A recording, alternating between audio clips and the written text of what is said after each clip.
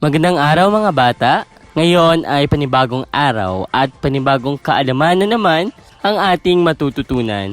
Halina at matuto tungkol sa ating lipunan. Ngayong araw, ang ating pag-aaralan ay tungkol sa kultura. Ano nga ba ang kultura? Ang kultura ay ang naglalaman ng mga kaugalian, paniniwala, gawi at tradisyon ng isang partikular na grupo ng tao.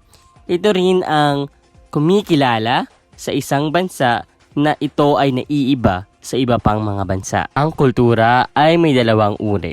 Ito ay ang material na kultura at ang hindi material na kultura. Ang una nating tutuklasin ay ang material na kultura. Ang kulturang material ay mga bagay na nakikita at nahahawakan katulad ng pagkain, tirahan, damit at kagamitan.